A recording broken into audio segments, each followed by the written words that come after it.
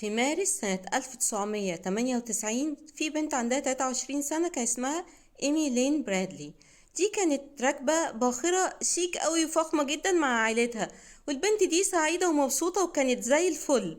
في يوم من الأيام ديت اللي كانت بتاعة الرحلة البحرية، راحت هي وأخوها سهروا في النايت كلاب بتاع السفينة لحد الفجر، وكانوا مبسوطين جدا. اخوها قرر ان هو خلاص تعب وهيروح اوضته، وفعلا عمل كده. وكاميرات المراقبة سجلت فعلا ان هو راح اوضته حوالي الساعة 3:30 كده. بعدها ب10 دقايق بالظبط هي كمان حصلته، وقعدوا يتكلموا فترة كبيرة، وبعدين راحت تنام. وباباها جه على حوالي الساعة 5 كده، لقاها نايمة في السرير عادي. 5:30 بيدور عليها تاني ما لقاهاش، البنت اختفت. طبعا قعدوا يدوروا عليها كتير ويراجعوا الكاميرات، مفيش فايدة، مش لاقيينها ابدا.